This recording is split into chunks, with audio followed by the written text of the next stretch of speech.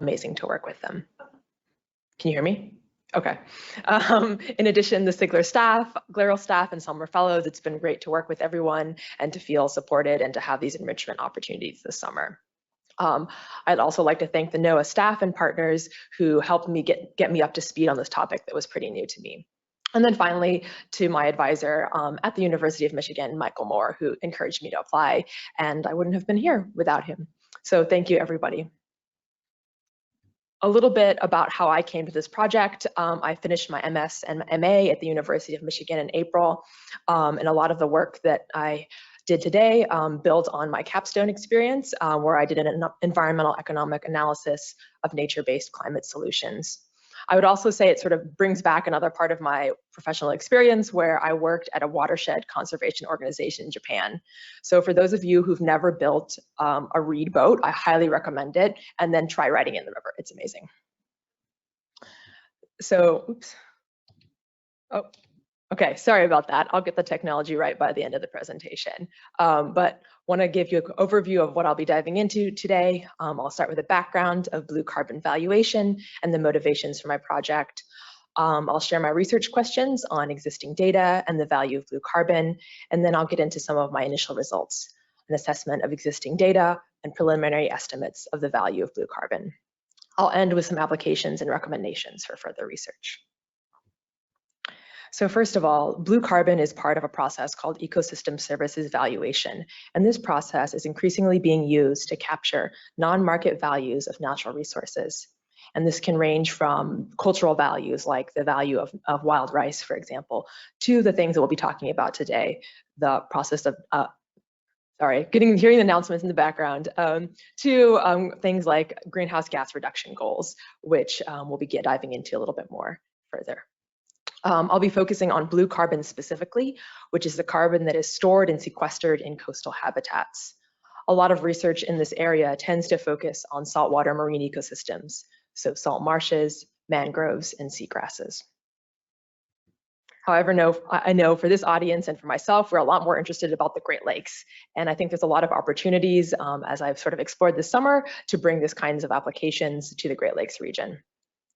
So I bet many of you are sort of more familiar with these statistics than myself, but the Great Lakes and its wetlands in particular are facing numerous challenges. 50 to 65% of coastal wetlands have been lost, which has led to numerous ecological, economic, and cultural losses. We are dealing with invasive species, loss in flood protection, and loss in those cultural values that I shared earlier.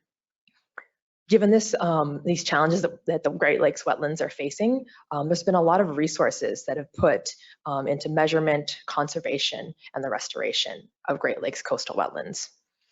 And right now, as NOAA is looking to do more ecosystem services evaluation, this interest and data that exists around wetlands provided an opportunity for further research in my project here today. That leads me to my research questions. So first I ask, does the ecological and land cover data exist to make estimates of the value of blue carbon in the Great Lakes Basin that are considered reliable and comprehensive? Secondly, what is the value of blue carbon stored in wetlands in the Great Lakes? Before answering this question, I want to introduce key components of the valuation process. So how is blue carbon measured and valued? So there's two main ways of measuring carbon in wetlands. The first is the amount of carbon that's sequestered, or the value of climate mitigation, or removing carbon from the atmosphere. The second is the amount of carbon stored in wetland soils, or the value of conservation, preventing wetlands from being drained or flooded. And this is the value of avoided carbon emissions. I'll be focusing on this second aspect of measuring carbon in wetlands. After that carbon is measured, that amount needs to be translated into a dollar value. And there are a number of ways of doing this. And I'll focus on one technique today, which is using the social cost of carbon. This is a value that is the cost of the damages caused by each additional ton of CO2e that is emitted into the atmosphere. It's a number that's used by policymakers and other decision makers to make decisions about policies or whether projects move forward or that kind of thing. So let's dive into my research questions and begin by tackling that first question about existing data.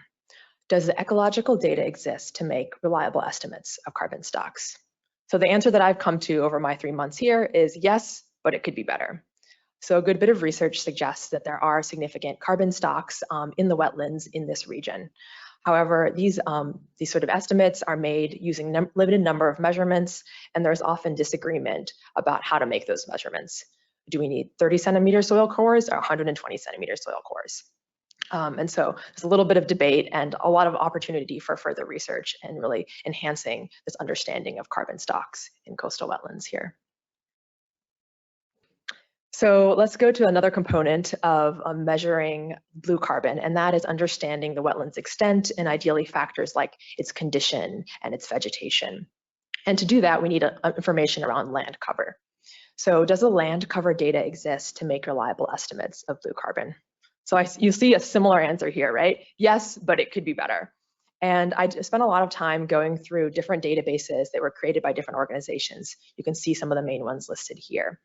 But throughout my research, I found a lot of trade-offs that you'd have to make between the spatial resolution of the data, the ability to track changes over time, or measure really accurately wetlands extent, surrounding land uses, and those wetlands conditions.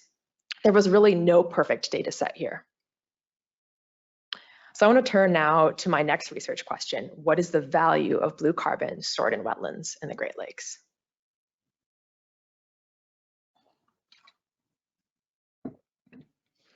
So to answer this question, I began by compiling some of the data I was sharing with you earlier. I focused in particular on the United States Fish and Wildlife Service's National Wetlands Inventory and grabbed data from Great Lakes states. And I chose this data set because of its high resolution, the verification procedures, and a lot of conversations I had with people who are a lot more familiar with measuring wetlands. I then clipped this data to the Great Lakes Basin and measured its distance, or measured wetlands within a certain distance from the ordinary high water mark.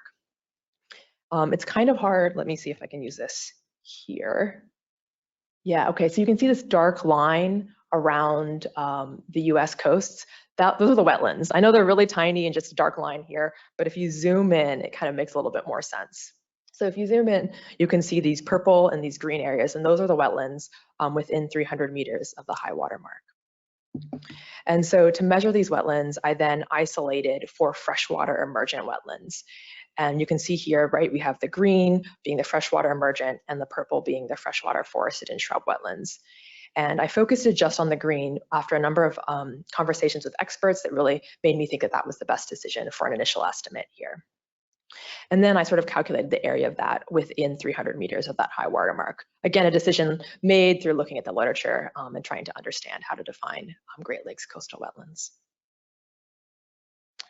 So that leads me to this column on the left-hand side here. So I added up all that value, all that area, and got 55,460 hectares of wetlands in the Great Lakes. And then I translated that value into tons of carbon stored. I used a national rate developed by these authors here. Again, this has a lot of assumptions built in. There was only a few samples taken, and right, there's still that debate around how to measure soil. But got the values of 23.3 million to 29.7 million tons of carbon stored in Great Lakes wetlands. The next part was translating that into a dollar value using the social cost of carbon. And you'll see two columns here because there's a lot of debate right now about what that social cost of carbon is. The Biden administration rates it at $51 per ton of CO2e, while the Environmental Protection Agency has recently released numbers stating it's actually $190 per ton. And so given the sort of vast discrepancy, I wanted to share both values and both ranges here to give you a sense of what this possibility could be. So I want to focus now on giving a little bit of sense of what these numbers mean. And I want to focus in particular on these lower end range, on this 23.3 million and 4.4 billion right there. So 23.3 million tons of carbon. That's about equivalent to the CO2 emissions from driving 19 million gasoline-powered passenger vehicles for a year. So nothing to sneeze at. Or you could say it's the emissions from 215 natural gas-fired power plants over a year. So unsurprisingly, these numbers translate into quite a lot of monetary value.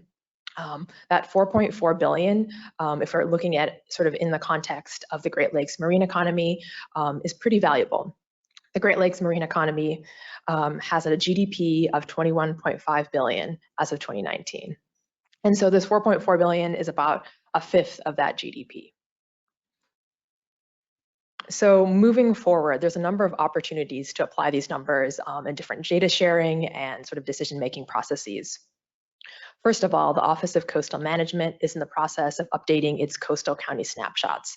And these are macroeconomic assessments of what coastal counties, that GDP number that I threw out at you a little bit earlier, those kinds of things. And right now they're looking into adding ecosystem services to that process and potentially coastal wetland snapshots. And these would include things like that sort of blue carbon value here. A lot of the work right now is focused on the saltwater marine coasts. And so my research could potentially be incorporated in future years to bring that data to the Great Lakes as well.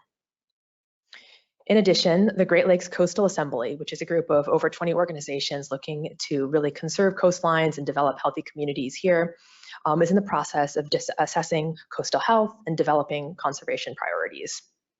So understanding values like the value of blue carbon and stored in wetlands can really shape that process, helping develop those priorities and making targets for having healthy coastal communities. But before moving to this process of applying this data, there are a couple of steps that could be taken to improve the accuracy of my valuation. First of all is a standardization of the geospatial data. So I didn't get into too much depth about it, but there's a lot of conflicting definitions of coastal wetlands. Are they wetlands that are hydrologically connected to the Great Lakes? Or do they have to have a surface water connection?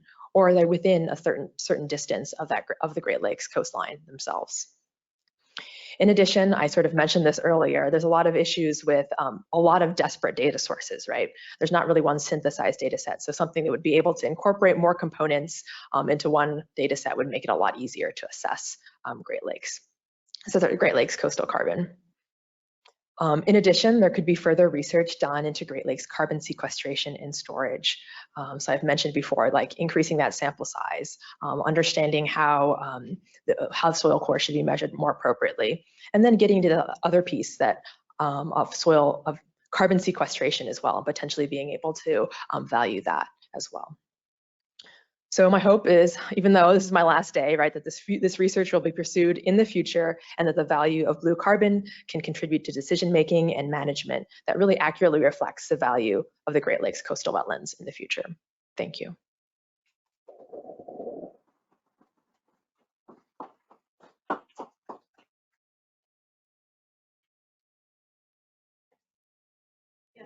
All right, thank you so much, Karen.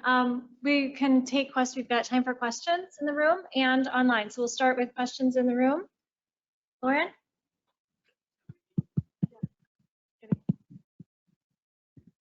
Karen, that was a really good presentation and really interesting, something that I haven't thought about a lot. And so kind of an observation is that, it seems like one of the big uncertainties is wetland extent, but a much larger uncertainty is the value that the carbon sequestration is attributed to. So like you have this 51 billion versus 190. So I'm wondering if you have a sense, like what would you say is the relative importance of like the uncertainty in the science versus the uncertainty in that economic aspect? Oh, that's a hard question. I feel like they're both so important. I know it's a bit of a cop-out answer, but I think I would say maybe the science piece first, but then again, I'm not a natural scientist, so this is sort of new like information for me.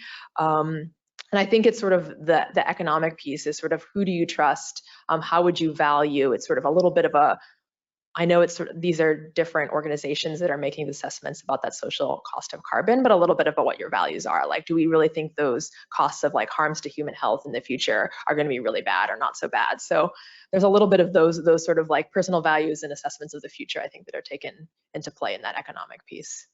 I don't know if that fully answer your question, but no, perhaps not. Thank you for that.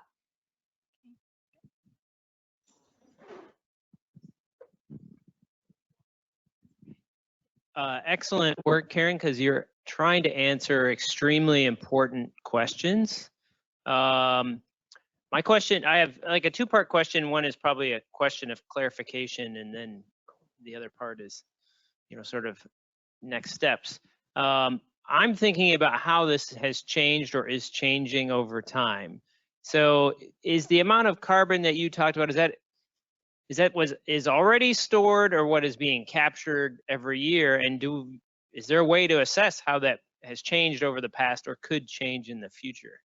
Yeah, those are really good questions. And so I was trying to make that distinction a little bit with this carbon storage versus carbon sequestration. And so my focus is what's supposed to be there already, right? So already in those wetlands. But that, again, is a really hard sort of call to make. And this sort of gets back to that first question about the uncertainties around the science, right? I mentioned that wetlands have changed really drastically in amount in recent years. So we can sort of see a huge loss in that storage of carbon, but also knowing that with like lake level fluctuations and that kind of thing, there's significant losses, within a year, for example, of those carbon stores. So every estimate is going to have its shortfalls, right? We can't really estimate, the stores of carbon that, from year to year or really understand fully that picture. Hopefully that answers a bit of your question. Aubrey, are there any questions online? No? Okay. We have time for one more quick question. Okay.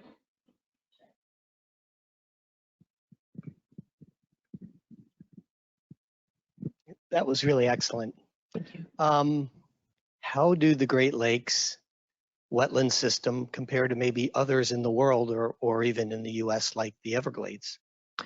That is a really good question. I don't have those numbers up like with me right now. I do know that the carbon stores here are sort of like really highlighted when we're thinking about carbon storage rates and existing peatlands and those kinds of things.